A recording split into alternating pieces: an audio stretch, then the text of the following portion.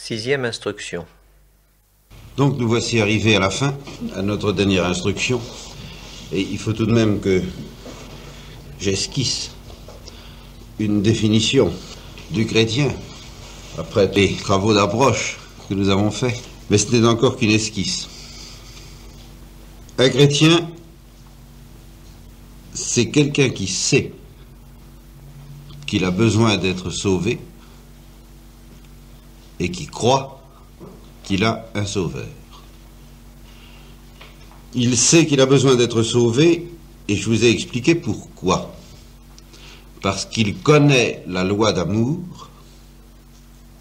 il la connaît avec une perfection qui dépasse tout ce qui a pu être enseigné aux hommes en dehors du Christ. Et précisément parce qu'il la connaît, il sait aussi, d'abord par expérience, qu'il ne la pratique pas, comme il faudrait tout au moins, et qu'il ne peut pas la pratiquer si du moins il ne reçoit pas un autre don que celui de la loi, parce que il est enfermé dans la désobéissance du péché originel.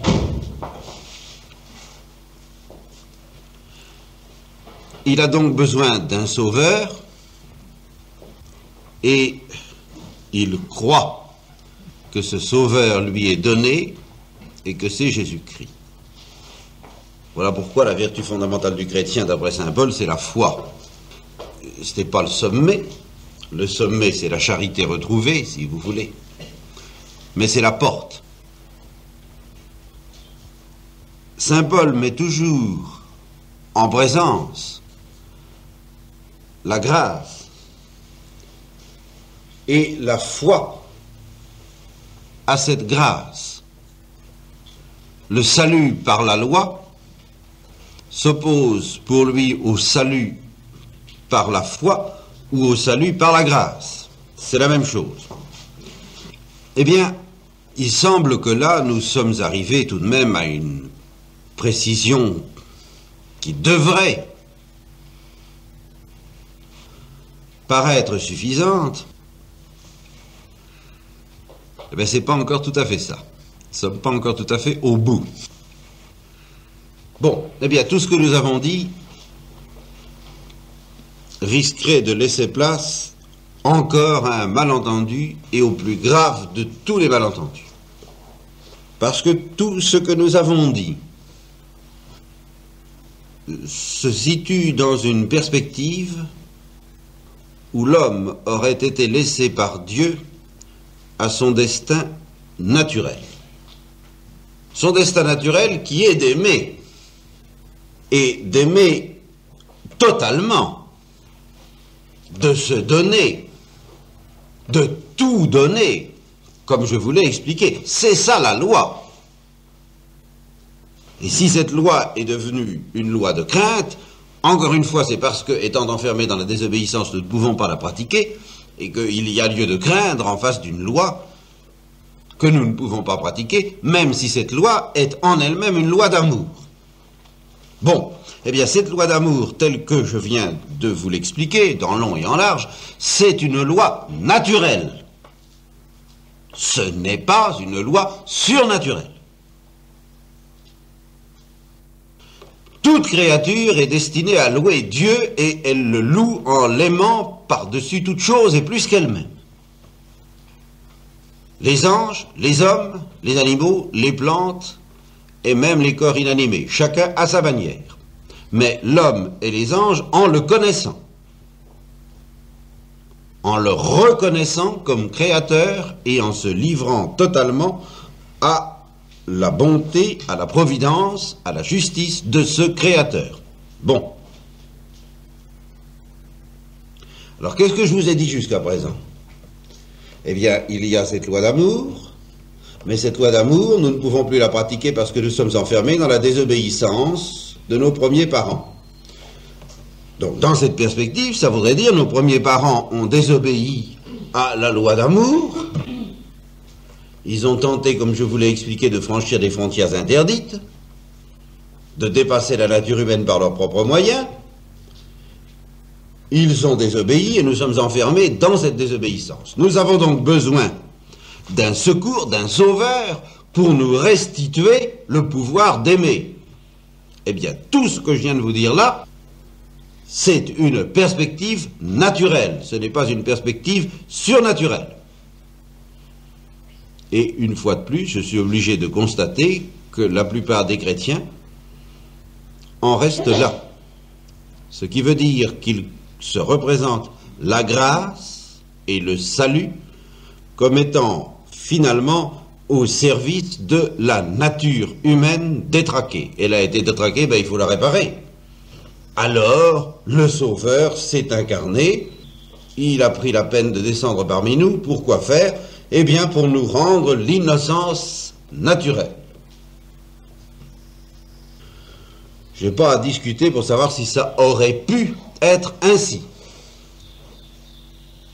Ce que je dois vous dire, et ce qu'un chrétien doit savoir, c'est que ça ne s'est jamais passé comme ça. Et même, il est très probable que si l'homme avait été créé dans une situation où seul un amour naturel lui aurait été demandé, il est probable que, aidé du secours de Dieu, alors là, en effet, du secours préternaturel, il n'aurait jamais péché. En fait, concrètement, ce n'est pas, alors retenez bien ça, ce n'est pas contre la loi d'amour telle que je viens de vous la définir que dans l'histoire des créatures, dans l'histoire du monde, les anges et l'homme ont péché d'abord. Le péché n'est pas entré dans le monde de cette façon-là. Le premier péché, le péché fondamental que la créature angélique et humaine a commis, n'a pas été d'abord un péché contre la loi d'amour. Ça a été un péché contre la loi d'amour en conséquence, en second lieu. Mais dans le cas des anges, en tout cas, il est à peu près certain qu'ils étaient incapables de pécher contre la loi d'amour. Ils étaient beaucoup trop lucides, beaucoup trop intelligents, et beaucoup trop purs en même temps, pour ne pas reconnaître leur situation de créature, et pour ne pas aimer Dieu par-dessus toute chose, spontanément, irrésistiblement, et sans aucune faille possible. Dans le cas de l'homme, c'est pas si simple, parce qu'il y a la fameuse et pauvre nature sensible, qui risquait toujours d'échapper aux lumières de la raison. Pauvre créature qui n'est pas facilement maître de lui-même s'il n'a pas reçu des dons préternaturels. Mais dans le cas de l'ange, aucun doute. Dans le cas de l'ange, le péché ne pouvait pratiquement pas entrer par ce bout-là, et entrer par là. Alors, qu'est-ce qui s'est passé? De quoi s'agit-il? Vous ne trouverez pas beaucoup de chrétiens à le savoir. Ce qui s'est passé, c'est que jamais aucune créature intelligente à notre connaissance, moi je ne sais pas ce qui se passe dans la planète Mars ou ailleurs, mais jamais aucune créature intelligente à notre connaissance n'a été abandonnée à son destin naturel. C'est-à-dire à la loi d'amour purement et simplement. Elle a été créée et en même temps que créé, invité par Dieu à participer à un autre banquet que celui-là, à quelque chose de tout à fait autre, et qui est aussi distant de l'amour naturel dont je viens de parler, dans toute son innocence, que la créature est distante du Créateur. C'est très simple. Parce qu'il y a l'amour dont une créature peut aimer Dieu. Total, pur, infini, oblatif, tous les mots que vous voudrez, tout ce que vous voudrez. Qui nous paraît déjà très beau, et il y a de quoi, puisque nous ne sommes même plus capables de lui offrir ça. Je comprends très bien, ça nous paraît déjà pas mal. Étant donné qu'on est enfermé dans la désobéissance, on ne peut même plus faire ça. Mais enfin, c'est l'amour qu'une créature peut offrir à Dieu, et puis c'est tout. C'est un amour qui est le privilège, qui est le propre de la créature. Bien. Et puis, il y a autre chose que personne ne connaît et qui est l'amour dont Dieu s'aime. Alors, c'est pas seulement d'un amour total qu'il s'aime, mais c'est d'un amour infini, incréé, éternel, enfin tout ce que vous voudrez, quoi. Mais par rapport auquel l'amour que la créature peut lui donner, si grand qu'il soit, eh bien c'est rien. Ce qui s'appelle rien. Vous me direz, ben tout à fait d'accord, oui, tout à fait d'accord, et puis après? Ah ben, et puis après? Et puis après, il se trouve que Dieu n'a jamais créé ni un ange ni un homme à notre connaissance sans l'inviter à entrer dans l'amour dont il s'aime. C'est-à-dire sans lui offrir un destin qui dépasse autant le destin naturel de l'homme, le destin naturel de la loi d'amour, que le Créateur dépasse la créature. Il a invité la créature à entrer dans un amour incréé et rigoureusement infini, celui-là. Il ne s'agit pas pour moi de jeter le discrédit, si peu que ce soit, sur la loi d'amour. Pédagogiquement, pastoralement parlant, à partir du moment où vous avez baptisé un enfant, c'est en lui apprenant à aimer, en lui parlant de l'amour naturel, que vous lui apprendrez à poser, sans même qu'il s'en doute, des actes d'amour surnaturels, de même que Dieu a obtenu d'Abraham, des prophètes et des pieux d'Israël des actes d'amour surnaturels sans qu'ils s'en doutent, en leur demandant de pratiquer la loi. Ça, c'est une affaire entendue. Mais il se trouve que les chrétiens sont informés d'autre chose, eux. Que le Christ a pris la peine de venir nous expliquer qu'il s'agit d'autre chose. Je vous donne un commandement nouveau. Nouveau par rapport à la loi. Pas nouveau par rapport à Adam et Ève, parce que je leur avais déjà demandé ça, à Adam et Ève. Ainsi qu'aux anges. Mais nouveau par rapport aux Juifs. Aimez-vous les uns les autres. Oui, ben ça on le sait. Bien. Comme soi-même. Ah non, justement. Il ne s'agit plus d'aimer le prochain comme soi-même. Aimez-vous les uns les autres comme je vous ai aimé. Saint Jean, chapitre 13 à 17. C'est là-dedans que vous trouverez la charte du chrétien, tel qu'il doit être vraiment défini. Et cette fois, totalement défini. Aimez-vous les uns les autres comme je vous ai aimé. Et si vous voulez savoir comment il nous a aimés, ben, il ne suffit pas de dire beaucoup. Il nous a beaucoup aimés. Il nous a totalement aimés. Il a donné sa vie pour nous. Toute notion qui évoque évidemment un amour total et absolu, mais encore naturel. Le Christ prend la peine de préciser lui-même dans ce discours, « Comme mon Père m'a aimé, je vous ai aimé », c'est-à-dire d'un amour infini, incréé, éternel, etc., etc.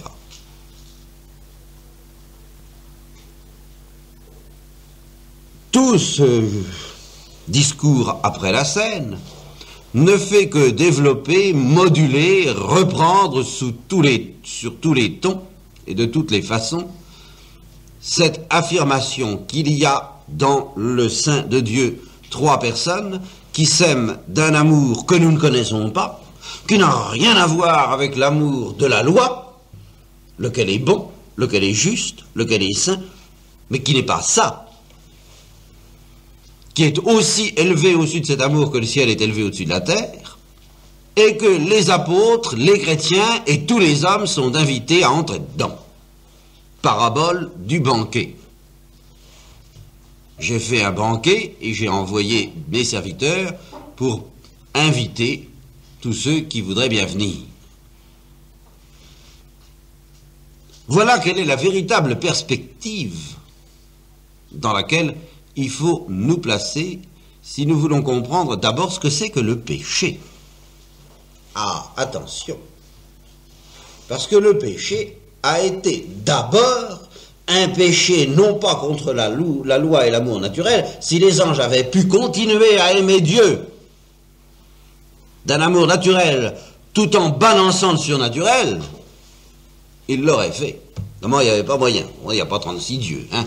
Si on ne l'aime pas tel qu'il nous demande de l'aimer, on ne l'aime pas du tout. C'est contre le surnaturel que le péché est entré dans le monde. C'est à propos du surnaturel, c'est-à-dire à propos du secret intime de Dieu tel qu'aucune créature ne le connaît, si ce n'est par la foi ou par la vision. C'est cela que les anges ont refusé. Les mauvais, bien sûr. C'est cela que nous risquons encore de refuser. Parce que le Sauveur a beau être le Sauveur, il a beau réparer tout ce qu'il peut réparer, il ne va pas supprimer le mystère de notre liberté, parce que ce mystère a trop de prix aux yeux de Dieu, de sorte que le danger couru par les anges, nous sommes bien obligés en un sens, quoiqu'en un sens atténué, très atténué même, nous sommes bien obligés de le connaître aussi. Je vous l'ai dit, le bonheur de Dieu, le secret de Dieu, nous ne savons pas ce que c'est. Et non seulement nous ne savons pas ce que c'est, mais ça ne nous intéresse pas. Naturellement parlant, si nous nous obstinons à rester dans les limites de notre nature et à trouver que c'est déjà très bien et que c'est pas mal du tout d'aimer Dieu par-dessus toute chose, de se contenter de la loi, d'être bien généreux à la Saint-Pierre, eh bien, nous nous inclinerons, comme l'a fait Lucifer, très poliment, devant le surnaturel, en rendant à Dieu sa carte d'invitation. Et en lui disant, c'est bien ça. Mais enfin, vous voyez, j'ai quand même autre chose à faire pour le moment, nous en reparlerons ultérieurement, n'est-ce pas? C'est ça, le péché. Parce que c'est ça, la brèche par où le mal s'est introduit dans le monde, et tout le mal. Je ne dis pas qu'il n'aurait pas pu s'introduire autrement, mais en fait, historiquement, d'après la lumière de la révélation, c'est par là que le péché s'est introduit dans le monde. Donc, tous les péchés qui nous accablent, qui nous navrent, qui nous humilient, sont très peu de choses. Et en un sens, ils sont énormes. Ça, il faut tout de même que je fasse une petite mise au point, parce que vous risqueriez de ne pas me comprendre très bien. Enfin, ils sont très peu de choses à côté de celui-là. Ce sont plus des châtiments, ou tout au moins des conséquences d'un certain châtiment, que des fautes. Tu n'as pas voulu de moi, eh bien je t'abandonne à toi-même, et puis tu vas voir comme c'est joli. Alors arrivent les péchés, au pluriel. Et ces péchés, je n'en méconnais pas la gravité. C'est là où justement je voudrais pas qu'il y ait de malentendu. Alors c'est très simple, je vais vous reprendre une phrase, une parole de Newman, qui est particulièrement saisissante. Newman a été fasciné par l'Église catholique le jour où il s'est aperçu d'une chose. Il s'est aperçu qu'aux yeux de l'Église catholique, si le monde devait connaître une agonie interminable, des siècles et des siècles et des siècles, universelle, infligée à tous les hommes, atroce,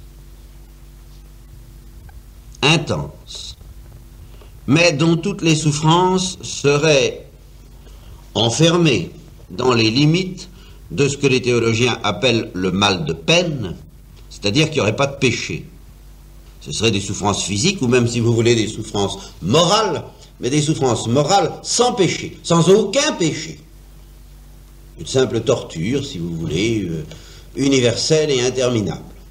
Si le monde devait connaître ça, pendant des siècles et des siècles, ce serait moins grave, comme poids de mal, ce serait moins grave aux yeux de l'Église catholique, ce serait moins lourd qu'un seul péché véniel délibéré.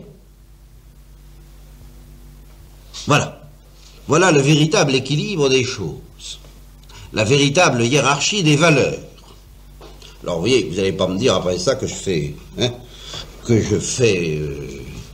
bon marché du péché. Ça, le sens du péché, l'Église l'a. Et en conséquence, j'essaie de l'avoir aussi.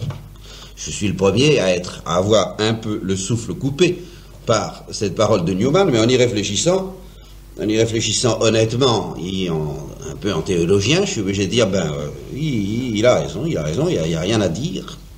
D'ailleurs, il y a une oraison dans, je ne sais pas si vous avez ça au rite romain, il s'agit d'un martyr qui a donné sa vie plutôt que de révéler le secret de la confession, qui a subi, je ne sais pas quoi, on lui a coupé la langue, enfin un certain nombre de trucs comme ça. Alors l'oraison nous fait demander ceci: accordez-nous, Seigneur, de souffrir tous les maux plutôt que le moindre détriment de notre âme. C'est exactement ce que dit Newman. Ça suppose cette hiérarchie des valeurs, que le moindre mal de culpe, comme on dit, c'est-à-dire le moindre péché, est quelque chose d'infiniment plus lourd dans les plateaux de la balance que toute l'accumulation que vous voudrez faire des souffrances physiques et morales qui n'impliquent pas de péché. Comme dirait Pascal, c'est d'un autre ordre. Seulement, si vous voulez avoir une hiérarchie des valeurs bien tout à fait totale, telle que l'Église les voit, pas parce que c'est ça qui a attiré Newman vers l'Église catholique, figurez-vous, entre autres. C'est dit, voilà des gens, alors les réalités spirituelles, pour eux, ça existe, alors là, vraiment. Alors, si vous voulez bien voir tout, il faut mettre dans le premier plateau de la balance, alors toutes les souffrances physiques, morales, sans péché, telles que je viens de vous les décrire. Alors vous les entassez, vous mettez toutes les souffrances du genre humain, depuis que le monde a été créé, jusqu'à la fin. Vous savez que dans les derniers temps, ça sera pas mal. Bon, alors, tout ça. Et puis, un petit péché véniel délibéré, le plateau penche de l'autre côté. Tout le reste est soulevé. Bien, ceci dit, vous reprenez votre plateau de gauche, là. Alors, vous y mettez, pour les péchés véniels, il n'y a même pas la place pour les mettre. Alors, vous mettez tous les péchés mortels. Et vous savez que les péchés mortels, il y en a de très variés, enfin, et d'une gravité très variée, très différente. Il y a les péchés mortels, justement tous ces péchés qui nous accablent, mais il y en a de bien pires. Il y a ces péchés contre le surnaturel, ces péchés contre la foi, les péchés du genre Judas, ou même du genre Saint-Pierre, les péchés contre l'espérance, les péchés contre le Saint-Esprit. Bon, alors imaginez l'accumulation, c'est pas tout ce que le monde peut connaître et commettre en fait de péchés de ce genre. Accumuler, mettez tout dans le plateau, et puis alors, dans l'autre, une petite goutte du sang du Christ. C'est de ce côté-là que ça penche. Les péchés sont noyés, dissous, il n'y a plus rien. Comme une goutte d'eau dans l'océan. Cette petite goutte du sang du Christ est un océan dans lequel tous les péchés viennent se perdre. À une seule condition, c'est qu'on les y mette, évidemment. Ça. Et c'est de là, et c'est ça qui nous ramène à cette considération. Rien n'est plus grave maintenant encore qu'un péché contre le surnaturel, c'est-à-dire contre cette invitation qui nous est faite à tout recevoir pour rien. Retenez bien ça. Ô vous qui n'avez pas d'argent, venez et achetez tout pour rien. Étant donné qu'il s'agit de recevoir Dieu, de recevoir la vie trinitaire, le secret de Dieu, il est évident qu'il n'est pas question de l'acheter, par quelque mérite que ce soit. Dieu n'a pas demandé aux anges de le mériter. Il leur a dit, je vous le donne. Croyez-y, acceptez-le, puis ce sera fait. Ce sera fini, ce sera réglé, on n'en parlera plus, vous serez dans le bonheur pour toujours. Une et Ève, pareil. Acceptez de passer par mon petit chemin de traverse, là, qui est une route toute droite, mais petite. Ne prenez pas du fruit de l'arbre de la science du bien et du mal, c'est-à-dire quelque chose de beaucoup plus glorieux, mais de beaucoup plus compliqué, pour essayer de franchir vos limites. Croyez-moi, croyez en moi, croyez en ma promesse et acceptez de recevoir le don sans aucun échange de votre part. Je ne vous demande pas de souffrir, je ne vous demande pas de faire des efforts, je ne vous demande rien. Je ne vous demande pas de mourir, rien. Acceptez.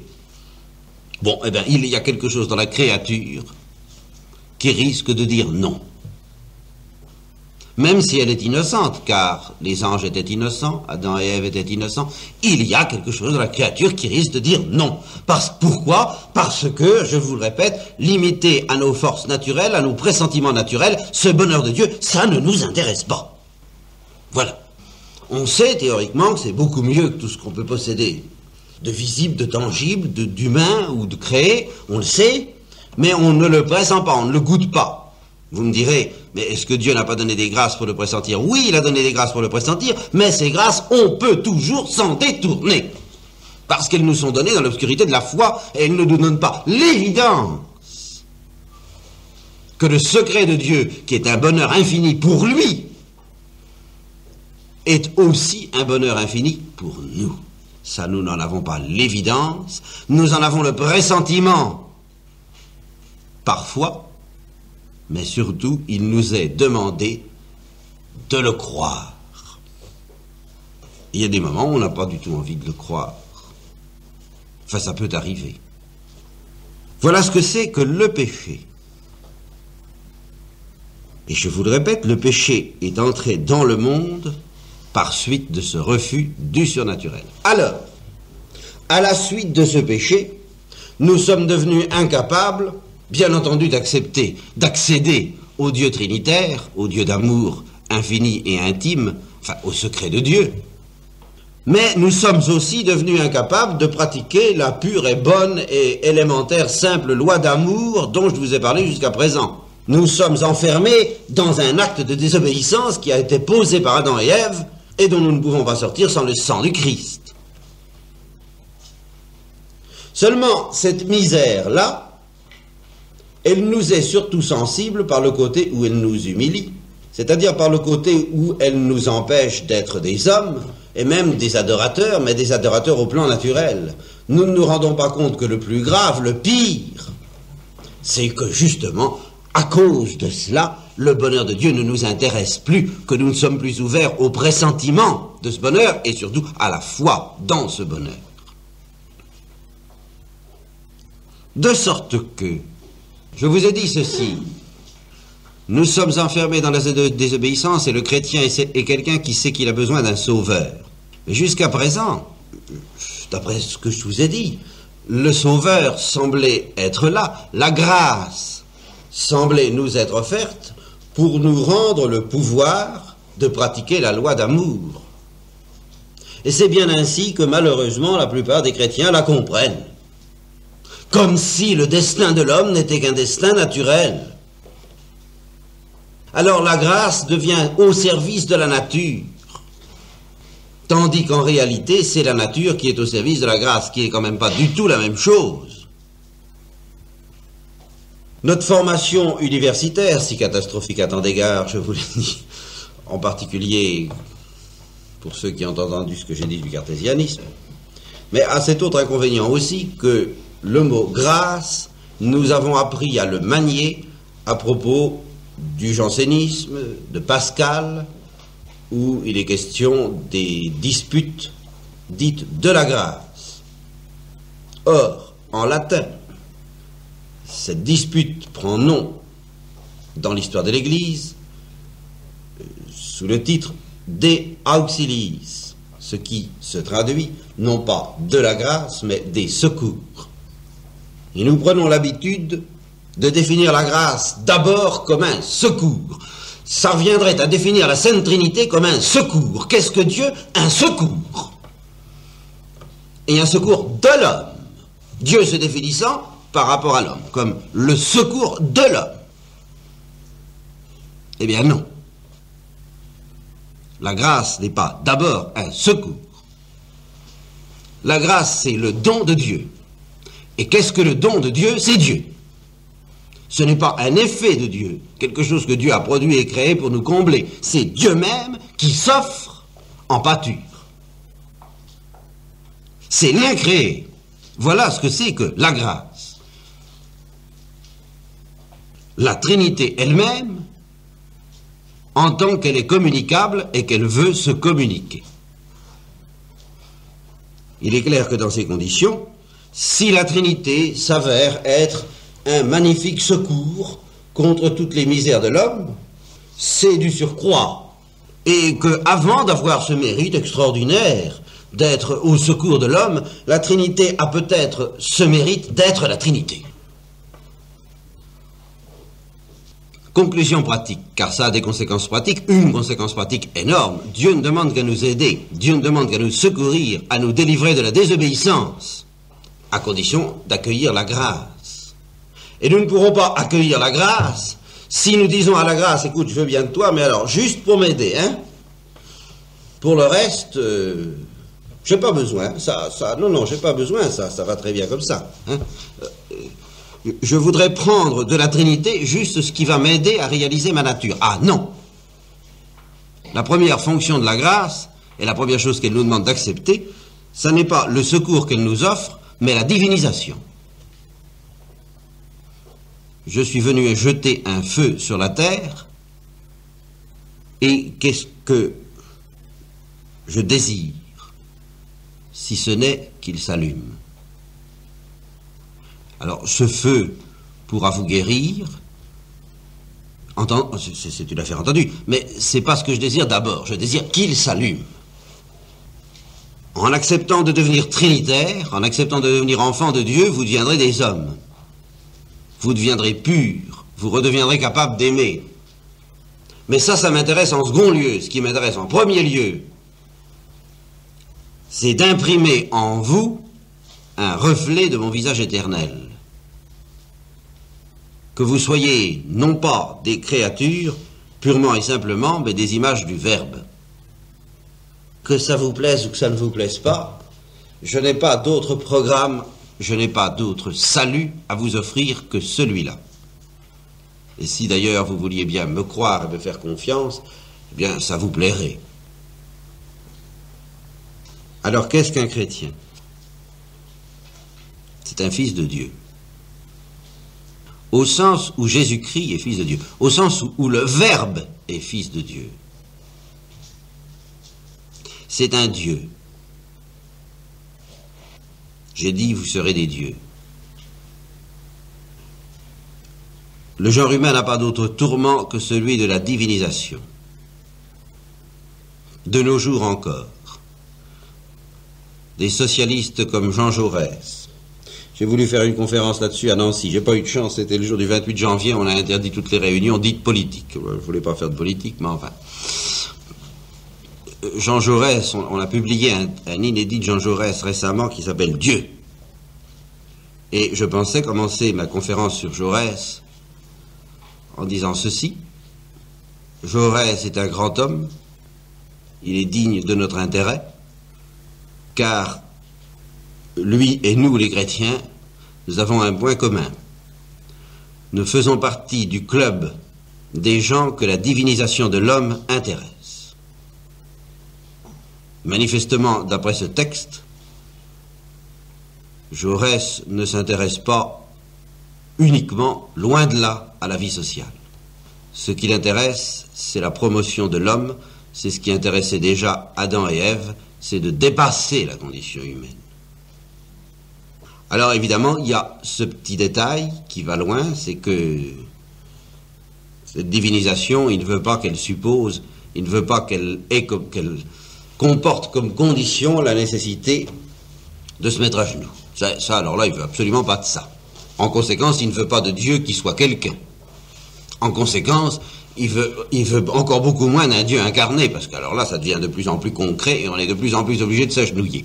Alors à cause de ça, il envoie promener l'incarnation, mais très lucidement. Ce n'est pas l'Église catholique qui l'attaque, c'est l'incarnation. Pourquoi? Eh bien parce que l'infini qui devient quelqu'un devant lequel il faudrait se prosterner, ça non. Bon, alors sa révolte, eh bien on la reconnaît, on la connaît bien. C'est exactement le mouvement d'Adam et Ève. Devenir des dieux sans avoir à se prosterner et à obéir. Voilà. Mais c'est une grande tentation. C'est vraiment une tentation noble, je dirais. Noble. Au niveau des anges. C'est pas la tentation de la gourmandise. Et si je dis c'est une grande tentation, c'est parce que de l'autre côté, il est tout de même assez navrant de voir des chrétiens qui ne demandent qu'à se prosterner, mais qui n'ont pas envie d'être divinisés, eux.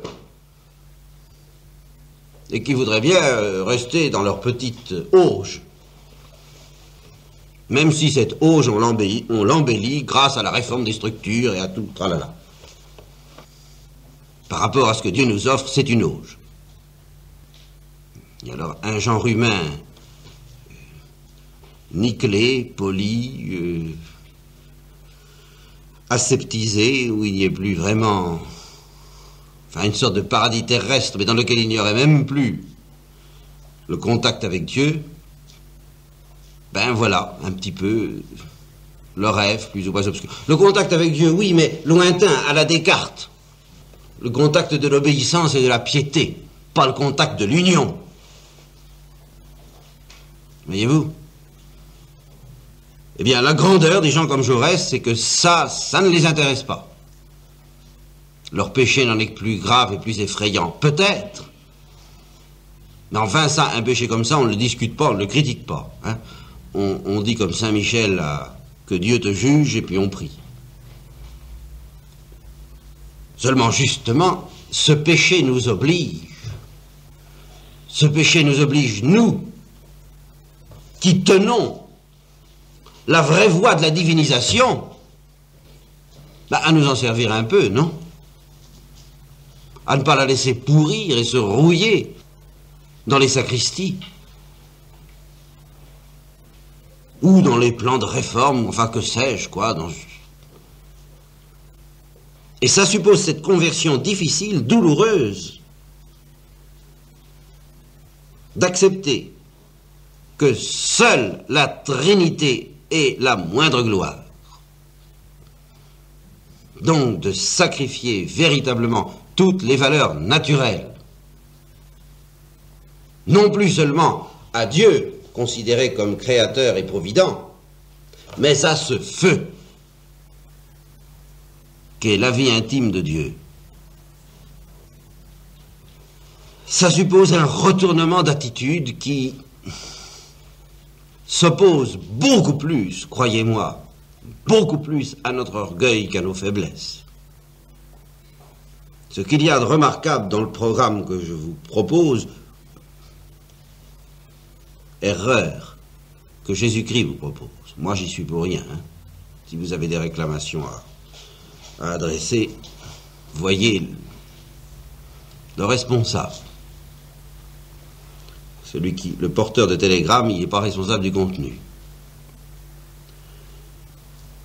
Ce qu'il y a de remarquable dans ce programme, c'est qu'il est dur pour tous ceux qui ont un rêve de grandeur humaine et qu'il est doux, infiniment accessible pour tous ceux qui sont brisés d'une manière ou d'une autre. Et c'est bien ce que Jésus-Christ a dit, « Venez à moi, vous qui êtes fatigués. Vous qui êtes faibles, vous qui n'en pouvez plus, vous que cette blessure à la hanche dont j'ai parlé a réduit dans un état où vous ne pouvez plus, où tous vos rêves de jeunesse se sont bien effondrés, toutes vos prétentions, tout votre idéal, même pour le genre humain, toutes les valeurs auxquelles vous aviez pu croire, eh bien, il en reste pas lourd. Eh bien, il vous reste plus que moi. Voilà.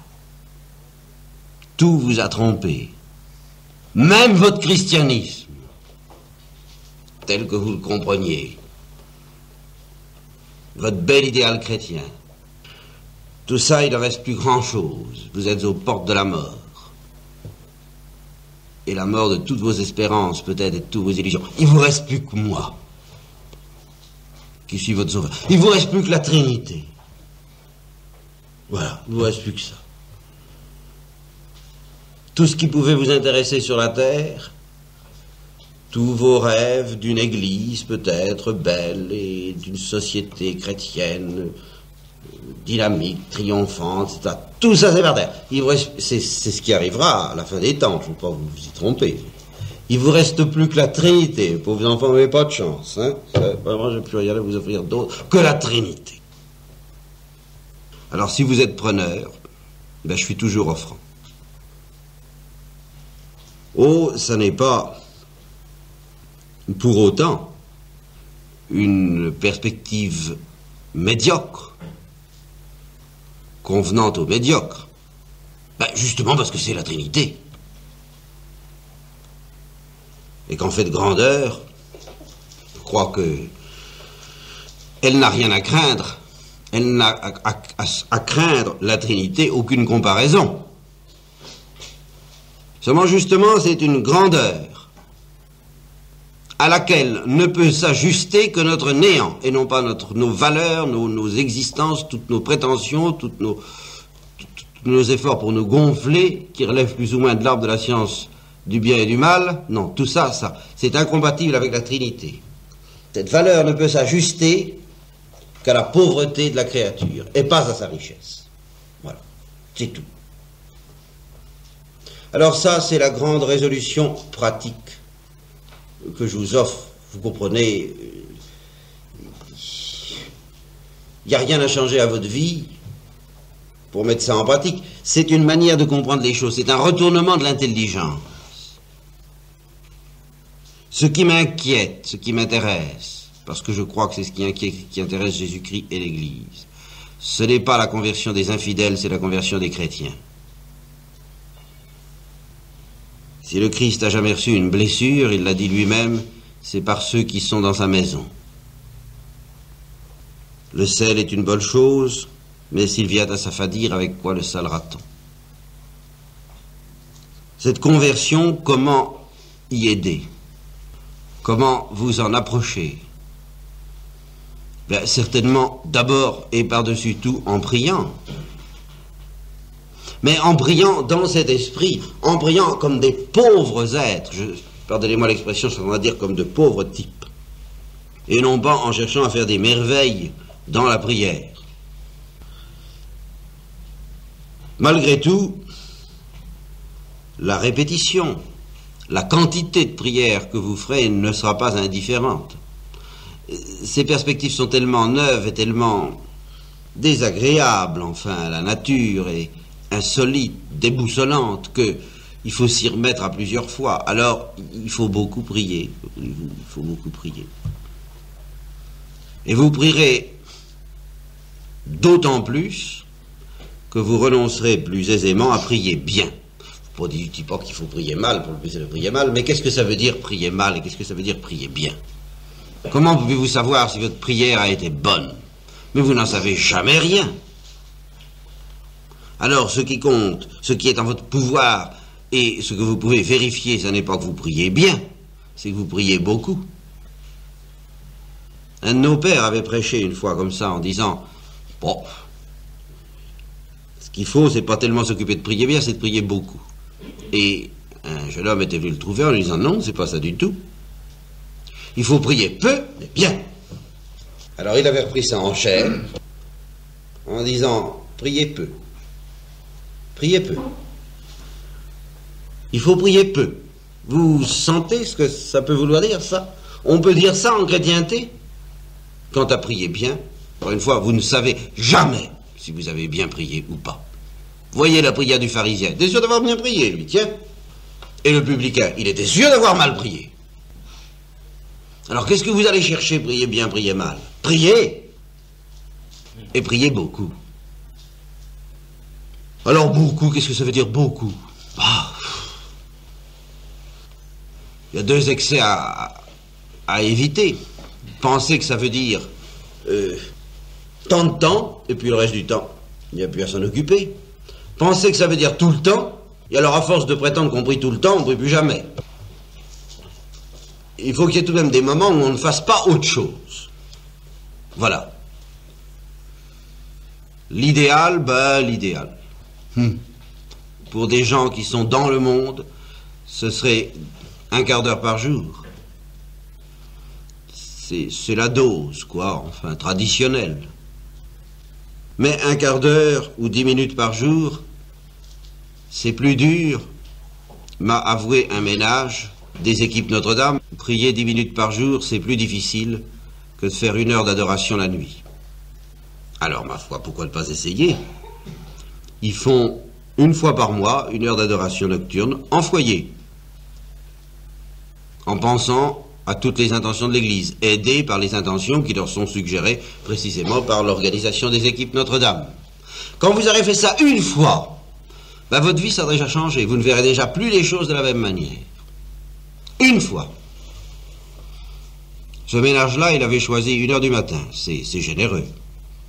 Ah, si vous préférez 10 heures du soir. Ben, à condition que, vraiment, vous fassiez vraiment plus rien d'autre de 10 à 11. Que tout soit fermé, que tout soit éteint. Et que vous participiez à votre manière à la grande prière de l'Église pendant la nuit. Et à ce moment-là, je crois que ce sera facile de passer en revue, en effet, si ça vous aide, si vous n'avez pas le sentiment concret de la présence de Dieu, auquel cas, ben, il n'y a qu'à vous y abandonner, c'est encore le plus simple, hein, pas faire de... Mais, si vous craignez les distractions, eh bien, passez en revue toutes les intentions de l'Église, et puis toutes les vôtres. Le détail, un tel, un tel, un tel, un tel. Puis, la grande variété des péchés, des grands péchés, des péchés profonds, des blasphèmes, des péchés contre le Saint-Esprit, des âmes que Dieu cherche et qui résistent à sa grâce, des prêtres et des religieux qui abandonnent, qui lâchent tout, qui défroquent, et qui résistent pendant des années aux appels de Dieu. Enfin, passez en revue un peu tout ça. Et puis, tous les saints, il y en a, tous ceux qui sont dans les couvents, justement, et en dehors des couvents, les mères de famille, les martyrs, il y en a aussi, dans l'église du silence, enfin tout ça, quoi.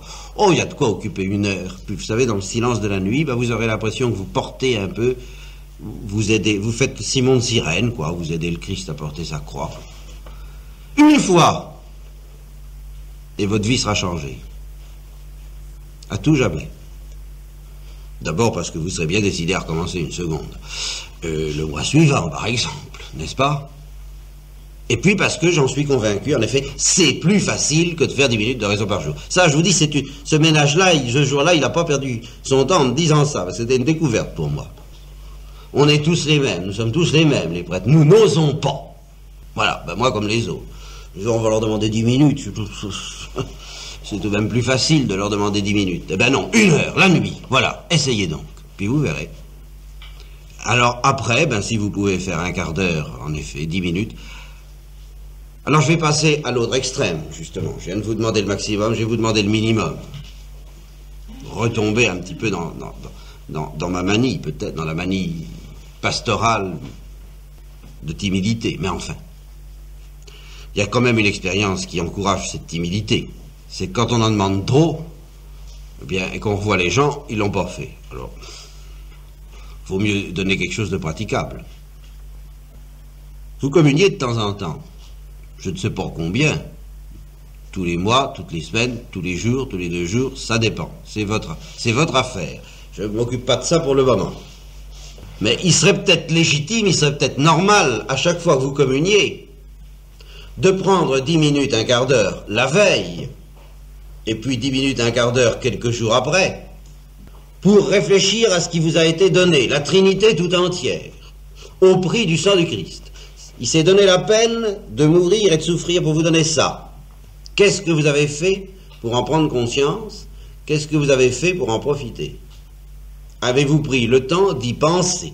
Simplement.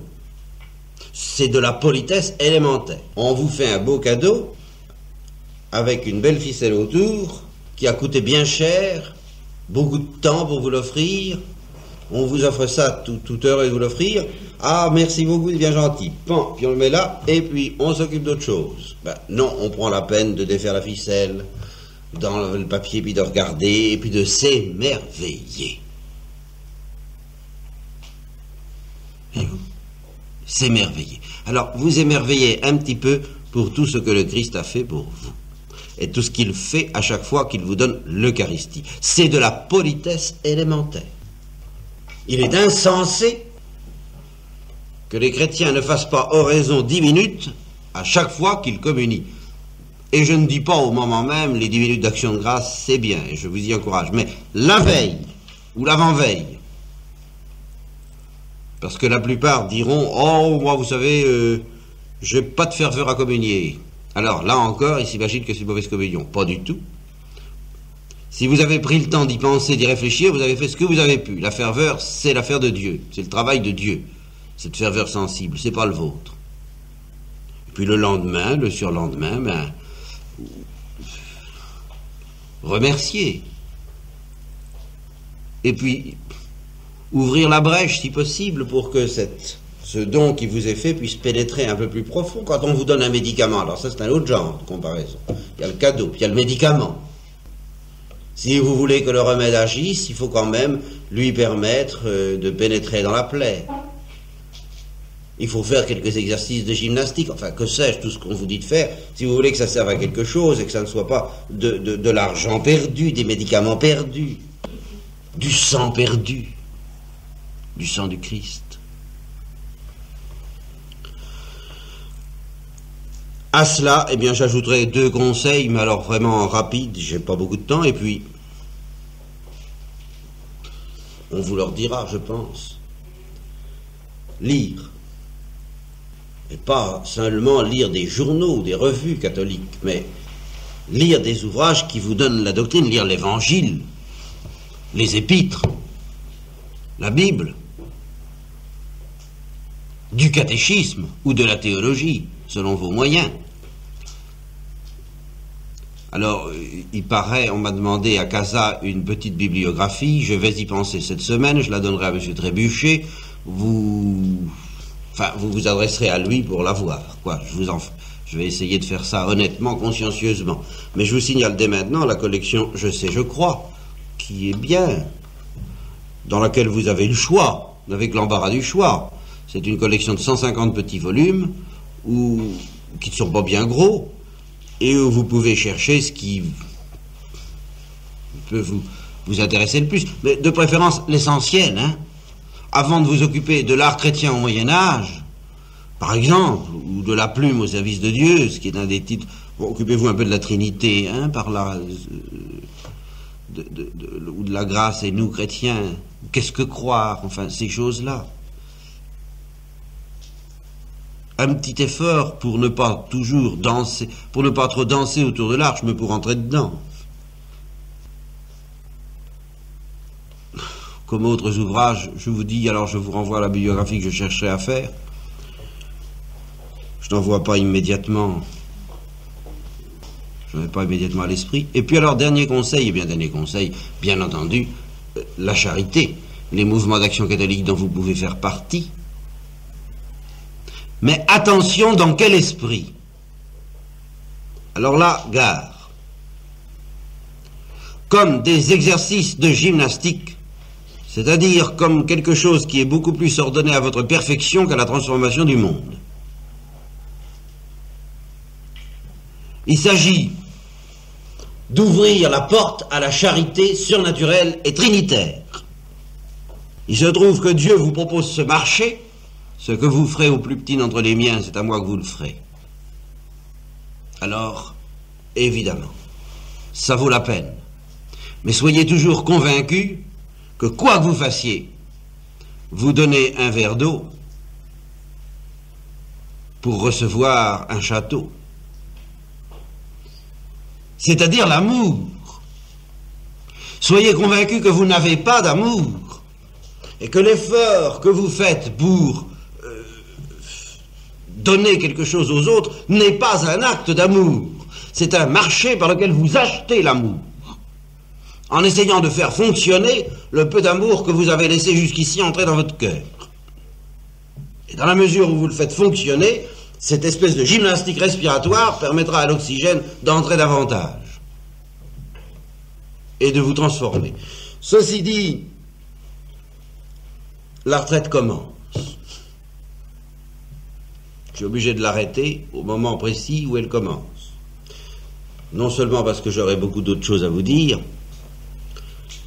mais parce que vous-même, commencez à peine à être dans les dispositions de silence, d'habitude, vous commencez à vous habituer à ce monde-là un tout petit peu, quoi, au bout de quelques heures. Ce qu'il y a de décourageant avec Dieu, c'est que plus on en fait, plus on gagne comme résultat l'impression de n'avoir rien fait. Mais c'est justement ce qu'il y a de magnifique, c'est que plus on reçoit, vous avez reçu la grâce de faire une retraite, vous imaginez pas que vous avez donné quelque chose à Dieu. Il vous a donné la grâce de faire cette retraite et peut-être de l'accepter alors que vous n'aviez pas envie. C'est encore une grâce. Ben, essayons qu'elle ne soit pas perdue dans les sables. Alors, pour vous consoler, dans le cas où vous ne seriez pas très content de vous, n'oubliez jamais ceci. Dieu nous aime. Ce qui veut dire qu'il fabrique quelque chose en nous qui mérite d'être aimé, mais qui n'y est pas. Il nous aime avant que cette chose existe, et c'est parce qu'il nous aime qu'il la fabrique. Et si peu que vous ayez reçu, c'est un gage que Dieu demande à continuer. À celui qui a, on donnera encore. Ne croyez pas que votre responsabilité, ce soit d'être un pécheur, d'être ce qui vous gêne, enfin tout ça. C'est pas ça que Dieu vous reproche. Ce que Dieu vous reprocherait, c'est de ne pas comprendre qu'il peut tout faire. Tout. Et à tout instant.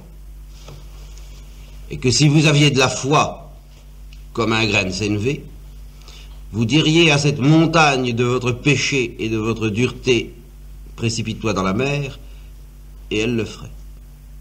Ce que Dieu vous demande, si vous avez encore 5 minutes, je vais compter parce que ça me vient...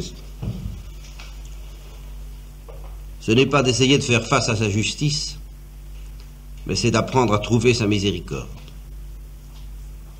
Si j'avais eu 1 heure de plus, je vous aurais parlé, je vous aurais longuement développé une parole de Thérèse de l'Enfant Jésus à laquelle je pense seulement maintenant et qui résume tout. Comme les saints ont l'habitude, vous savez, de vous lancer de ces paroles quand ils sont mis au pied du mur qui disent tout. Je suis obligé d'aller vite. C'est une parole qui n'a jamais été éditée, sauf précisément dans les notes qui accompagnent l'édition photographique de l'histoire d'une âme. Vous savez que Thérèse de l'Enfant Jésus enseignait que nous devions espérer éviter le purgatoire. Sur ce point, elle était en contradiction à peu près absolue avec ce qu'on pensait autour d'elle, et en particulier au Carmel.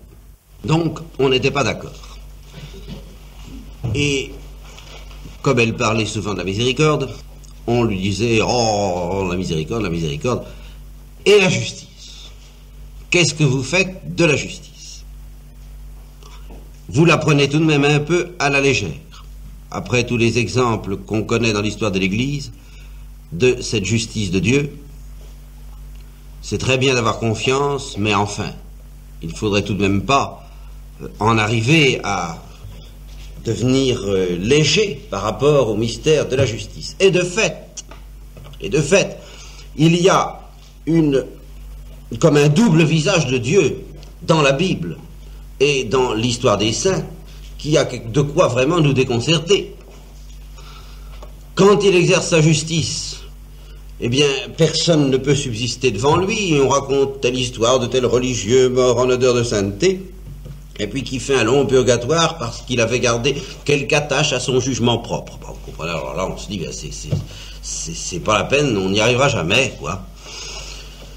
Et quant à la miséricorde, si on a affaire à la miséricorde, alors c'est l'histoire qui avait tant frappé Thérèse de l'Enfant Jésus, de cette pécheresse éhontée et relapse, si j'ose dire, puisque après avoir servi l'Église et s'était retournée contre elle, l'avait persécutée violemment, et puis avait rencontré un de ses pères qu'elle avait calomnié s'était mis à l'injurier, et ce père s'était contenté de... La seule chose à faire dans ces cas-là, ben, il faut que le Saint-Esprit donne de le faire, s'était mis à pleurer, non pas sur lui, mais sur elle. Alors elle a compris dans quel état elle était. Elle a été tentée de désespoir. Elle lui a demandé: est-ce que je peux encore m'en sortir? Il a dit: mais oui, venez avec moi, vous ferez pénitence, venez dans notre retraite. Elle est partie, et la nuit même, elle en était tellement malade qu'elle en est morte, et le bon religieux a vu son âme portée directement au ciel par les anges, en prise directe. Évidemment, ça c'est la miséricorde, c'est très bien. Mais alors, sur quoi qu'on va tomber? Nous nous en sortons comment? Comme les braves sœurs compagnes de Thérèse de l'Enfant Jésus, en faisant un compromis, espèce de mixture de la justice et de la miséricorde qui n'est plus rien du tout, ni justice ni miséricorde. Il faut avoir confiance dans la miséricorde, mais pas trop, parce qu'il y a la justice. Et il faut craindre la justice, mais enfin pas trop, puisqu'il y a la miséricorde, n'est-ce pas? Voilà. Alors c'est une espèce de Dieu délavé, hein, où il n'y a plus rien du tout.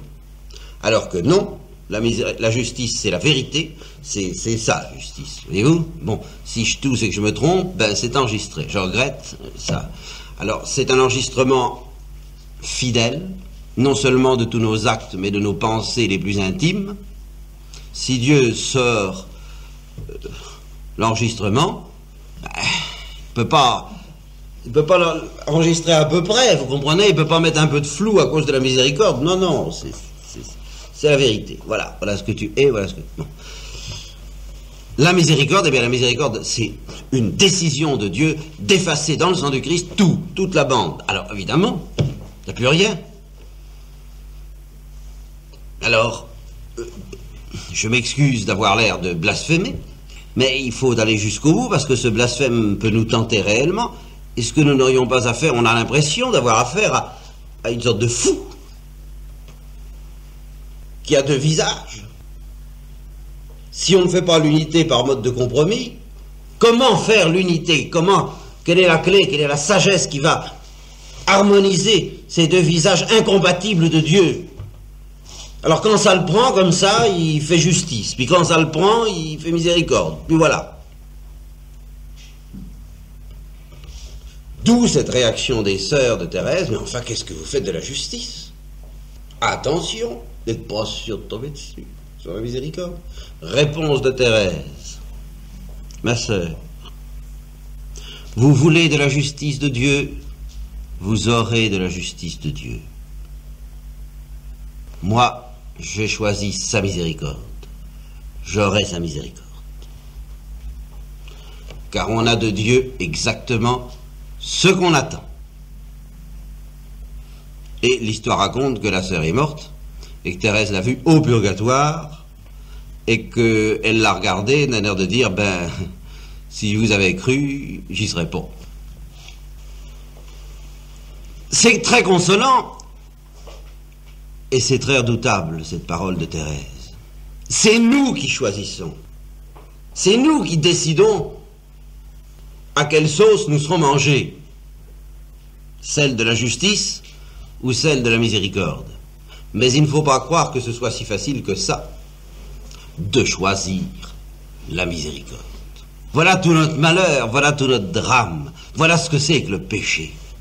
C'est que ça nous rend incapables de choisir la miséricorde. Ah, d'avoir envie d'en profiter, bien sûr, comme le fils qui trouve que son père est idiot parce qu'il est bon, et qui se dit: mais en attendant, je vais quand même en profiter, n'est-ce pas? Ça n'est pas ça.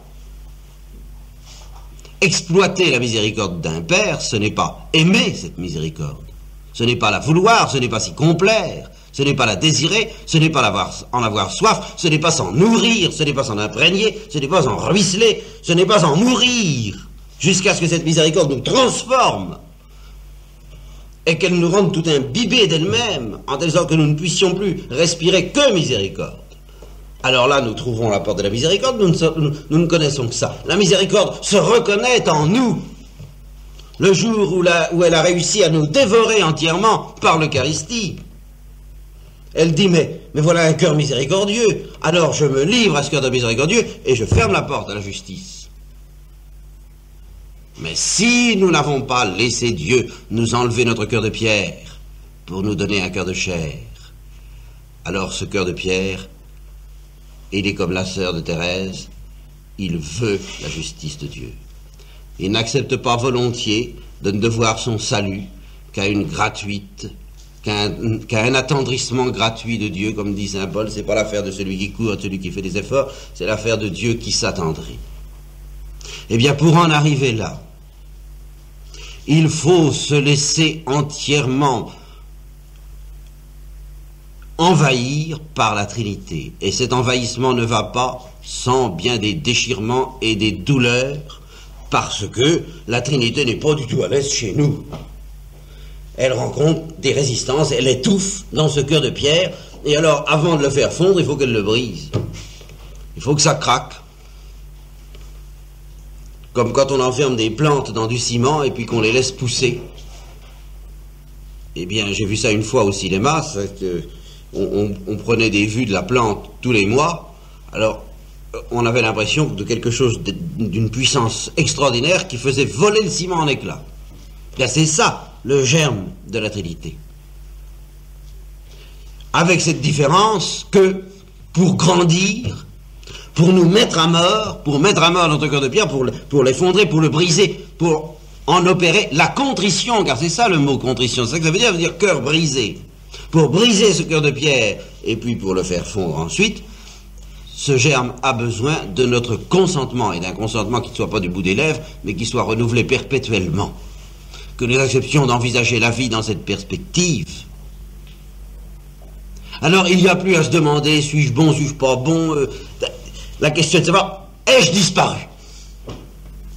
Voilà, je n'ai pas encore disparu. Eh bien alors, continuons.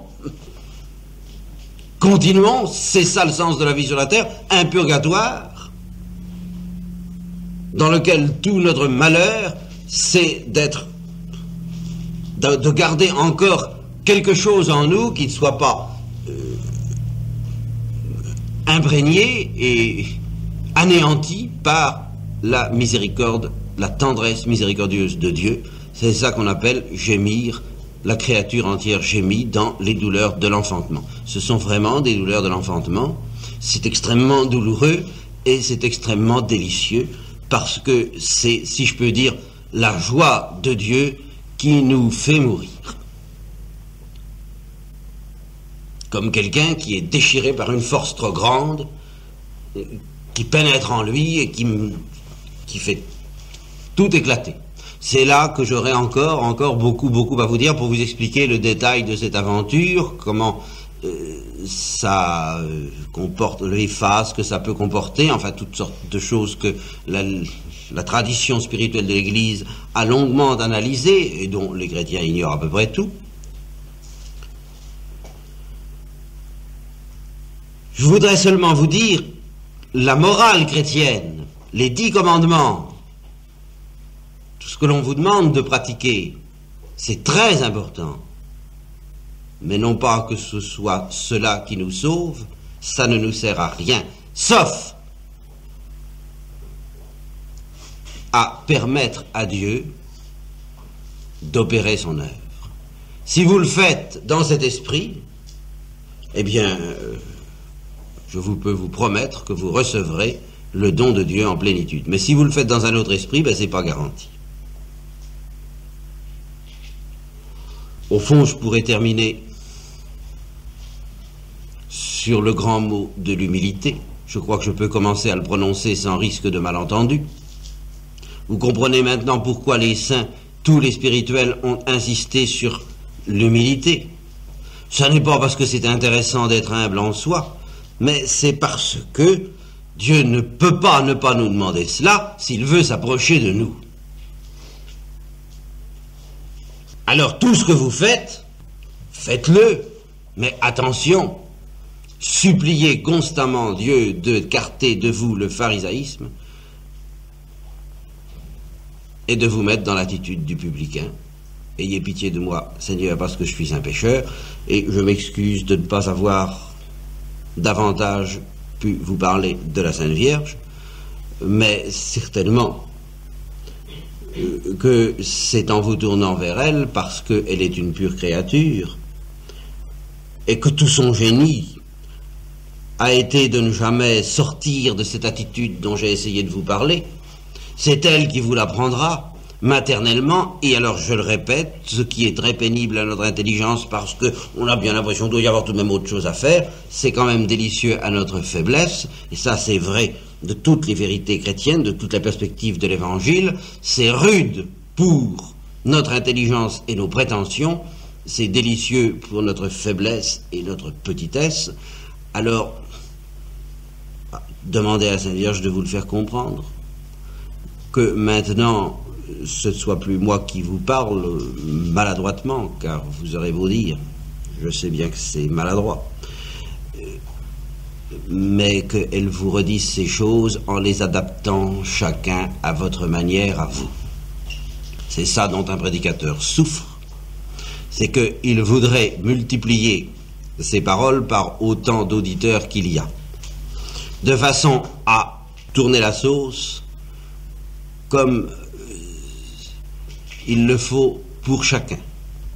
Et vous-même ne pourriez pas le faire, parce que vous ne vous connaissez pas, nous ne savons pas ce dont nous avons besoin. Il y en a une à qui Dieu a confié ce soin, de distribuer la pâtée à chacun des enfants exactement autant qu'il lui en faut et comme il le lui faut. Une qui sait ce dont nous avons besoin, et c'est à elle que désormais je vous confie, c'est-à-dire la Sainte Vierge.